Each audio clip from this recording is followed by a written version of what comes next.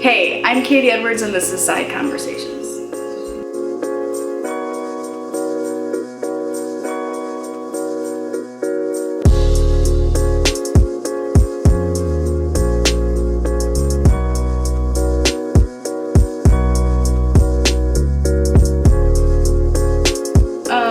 I was born in the northwest suburbs, around Crystal Lake and Barrington area, in a small town called Fox River Grove. And I think it's less than 5,000 people, so we had to feed into another high school with another group of kids. So I'm not quite sure how that made me who I am, but the area that I grew up in was in the middle of Chicago and farm.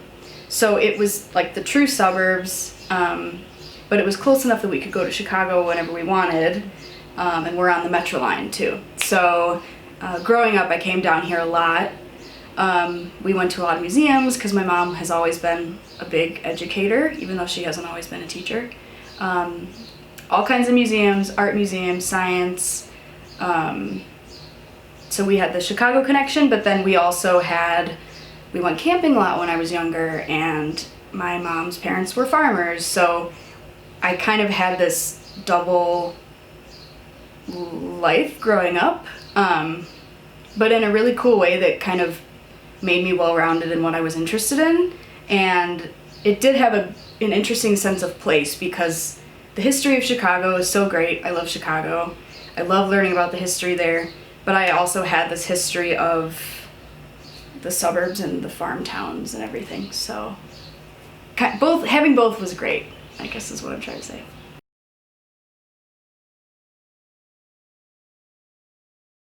Yeah, I was raised in the Midwest, obviously, and I think the attitude in Chicago and the surrounding areas is an attitude of humility and hard work, and not taking yourself too seriously also.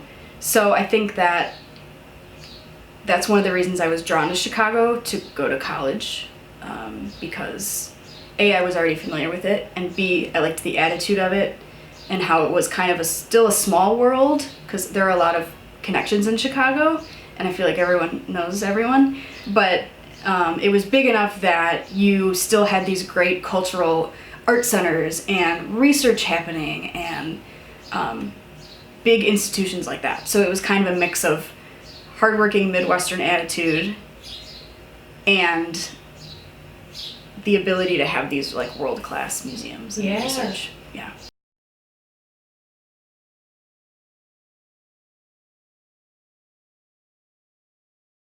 Okay, that's nice and broad, isn't it? I think my favorite part about graphic design is the history of it again. I think graphic design as a commercial art form is relatively new, kind of like turn of the century as far as commercial art goes and using it to advertise, but now it's kind of morphed into this different thing with the web and user experience and the heavy push for marketing that happens a lot nowadays too. So I like seeing the full history of graphic design and its uses throughout history.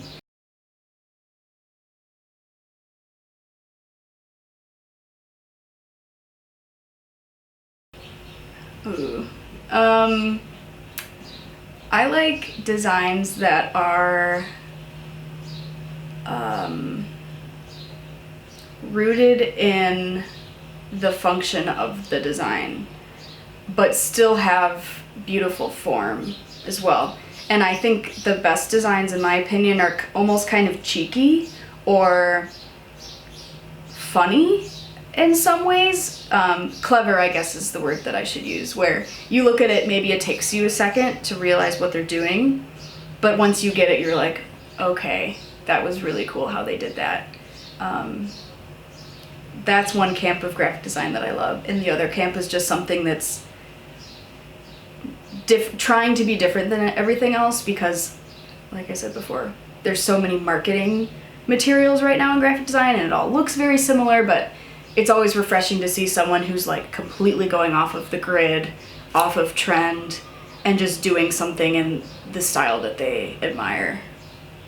I love that. So Thanks. it's kind of like basically saying that you like design because it allows you to interpret. So that design that helps you kind of like, oh, it's up for interpretation in a way, yeah. Definitely. That's a good way of putting it.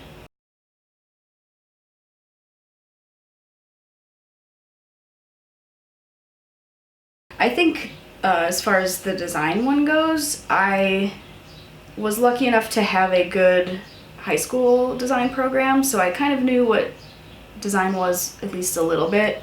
But moving to a different city without my parents and kind of having to figure it out on my own was the toughest thing. I remember freshman year was plus it was a ton of work, right? So like the classwork it was nothing like I had ever experienced. And I think my freshman year was even harder than my senior year, just with all of the life changes that were going on. Excuse me. But I think that was the hardest thing, was like that transition from kind of being a baby at home, graduating high school, to like, you're at least some kind of adult, even if you're a young adult.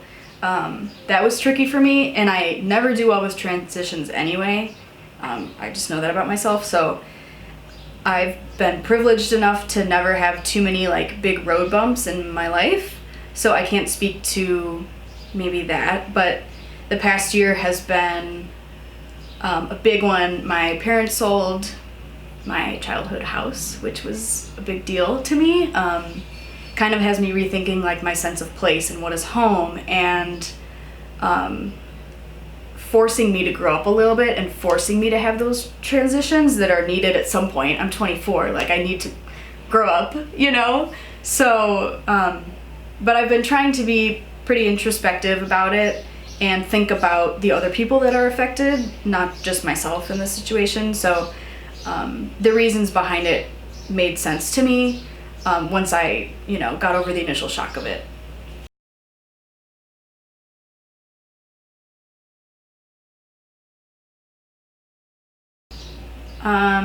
That's a great question.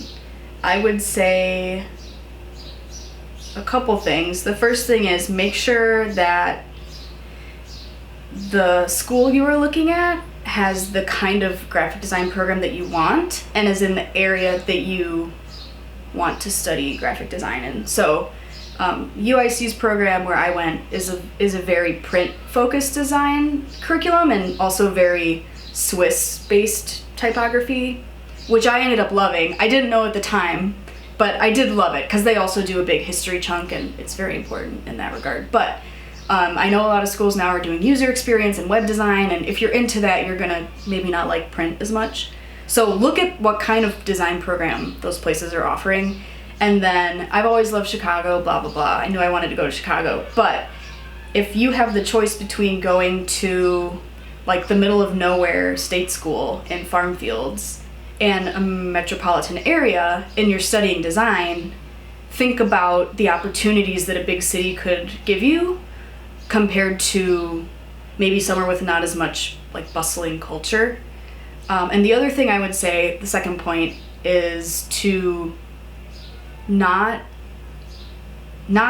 do it based on job security, because I think like I graduated, I have a job in design using my degree. Did it take a couple years? Yes. But I think that there's so much pressure on kids now, and this is gonna sound cliche, but there is a lot of pressure to like get a job right out of school that's exactly in the field that you want. And I felt that pressure at the time, but you are so young when you graduate from undergrad that you could do anything in 10 years and you'd still have so much life left to live. So it just seems like a waste to not do what you want to do in college just because you're predicting that you won't be able to find a job. And you might not for some time. I have friends that don't. But as long as you are trying your best, working hard, and you care about it, that's kind of the point.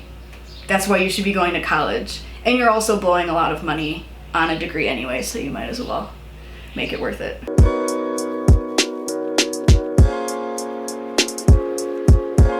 Okay, So this is a speed round of good questions. You gotta answer as fast as you can off the top of your brain or your dome.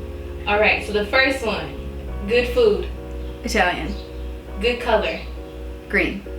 good song on your playlist right now, Leave On by Elton John. good season, Fall. a good day, Saturday.